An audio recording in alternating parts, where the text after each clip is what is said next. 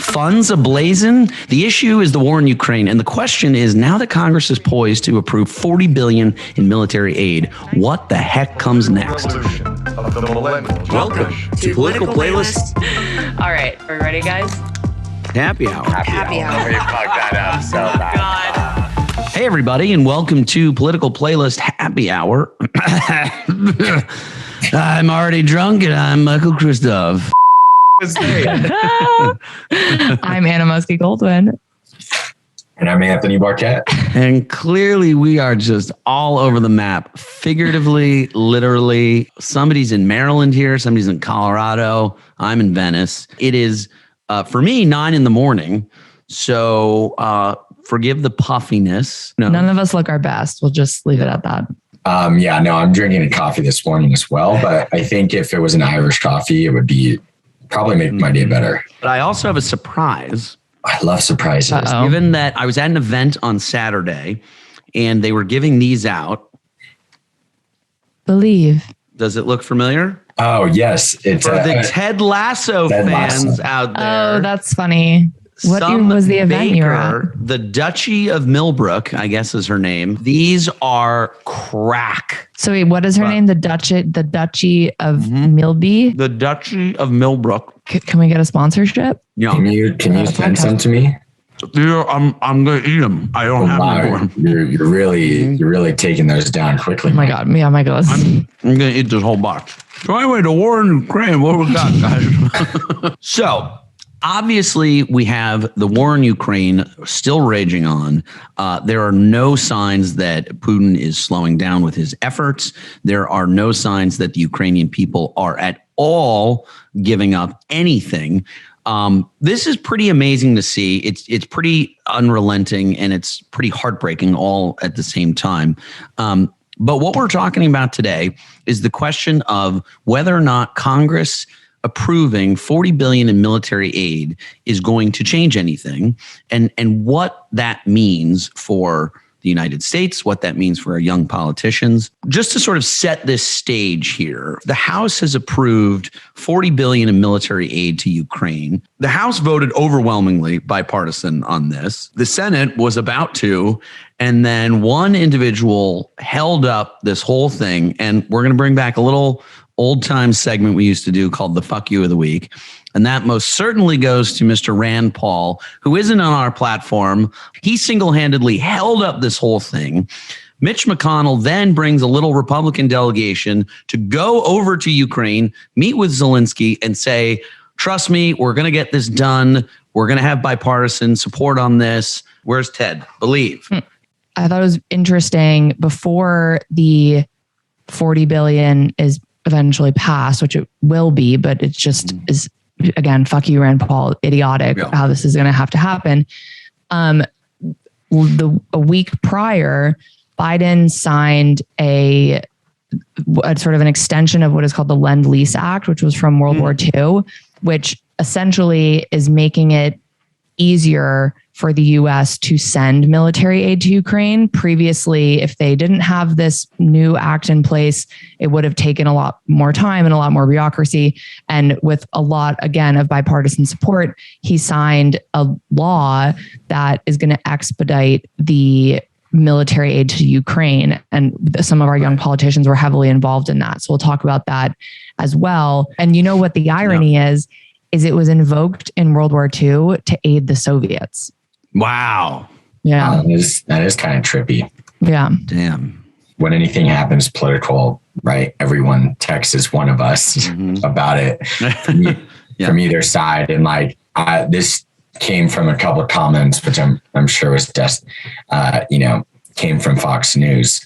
But people are like, wow. So now we're, sending 40 plus billion plus the other billions that has been sent over there. I think that's just kind of the sad thing during a lot of this is like, one, it's really hard to put billions is a lot of money. Yeah.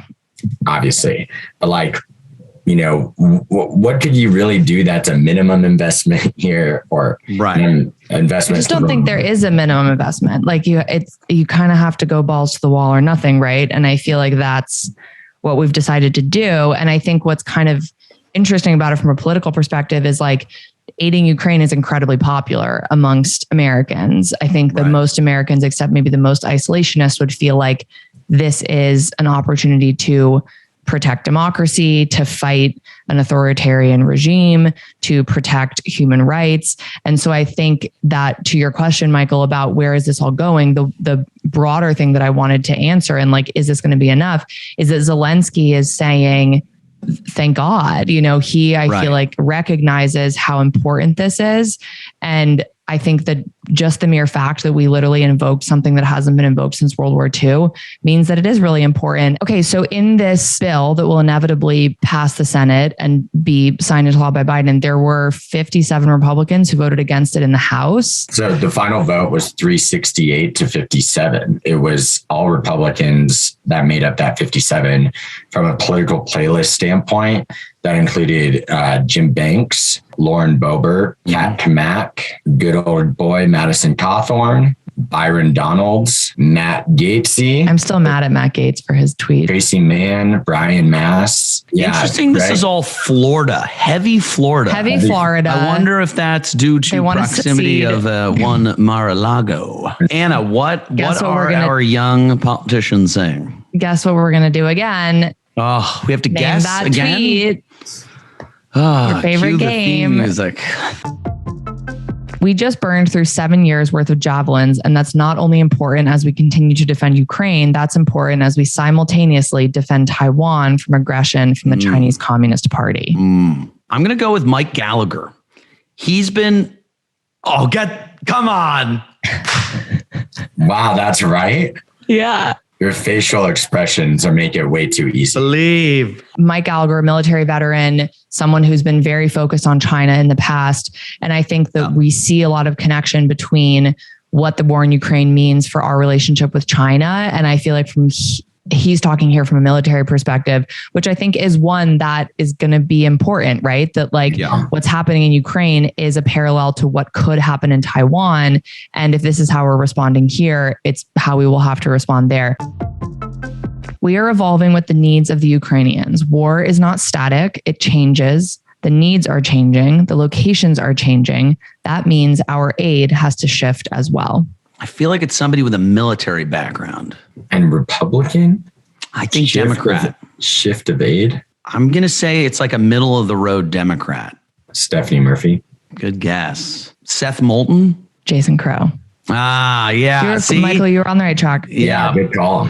I think someone like Jason Crow, he was in Nancy Pelosi's delegation to Ukraine that went a couple weeks ago. And I think that coming from someone like him, I thought this was part of an interview he gave. And I thought it was interesting, you know, this idea that it's so hard, I think, for people to wrap their heads around war and the evolution of war and how, like, we still probably as civilians think about it how we did on February 28th, you know? And I think that, Michael, are you looking at your phone while I'm speaking? No. So I think that with Jason Crow, oh my God, you're so annoying.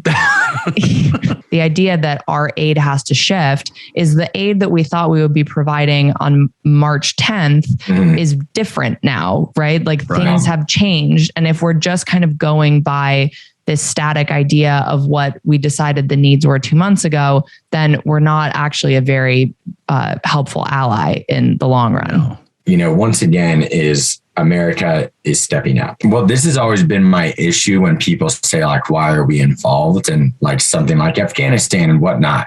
You know, it's like, if you want to be the superpower in the world, I think it's actually better that we do involve ourselves because then we have a handle on the situation. I mean, I think that's what like Secretary Austin would argue too, right? I think that's like very much the Biden administration policy. It's our responsibility to grease the skids on our military aid as you all fight for your freedom. And by the way, thank you for reminding us that Democrats and Republicans can indeed come together when democracy is at stake. You picked some tough ones. Yeah. I feel like this is a Republican. I'm going to go with Nancy Mace. Okay. Anthony? Tony Gonzalez. Okay, not a bad guess. it's Elisa Slotkin, who's a Democrat from Michigan. And the reason that I think it's important to note her is she was one of the politicians who appeared in the Oval Office with Biden when he signed the Lend-Lease Act renewal. And she is a former member of the CIA. She's extremely focused on foreign policy. And I feel like she's someone who always looking for ways to bring Republicans and Democrats together to solve these like issues that seem incomprehensibly insolvable. And in a very practical way too. I feel like she's one of the more practical problem solvers. Totally. Important message by David Beasley, Executive Director of the UN World Food Program, which I have been raising for a while. If not stopped promptly, the war in Ukraine will destabilize the whole world, not just Europe. God, I feel like I'm so off, but like, I don't think that's a Republican. I think it is. Again, I think it's like Kinzinger, Adam Kinzinger. That's a good guess. That is a good guess. Yeah. Who involves themselves in foreign policy issues and aid? Think specifically in Ukraine. Oh. Victoria Sparks? Yeah. Wow. Nice. So Victoria Sparks is the only, well, this is what I'll say actually, Elisa Slotkin was the first Ukrainian American member of Congress. Then Victoria Sparks was elected and became the first Ukrainian born member of Congress. So that's why they were both in the office. Yeah. So they were both in the office for the signing of the Lend-Lease Act. It's funny because to me, this tweet does feel like it almost has more of like a Democratic air about it because we're in our Democratic presidency and it's talking about like, you know, we need to keep the ball rolling.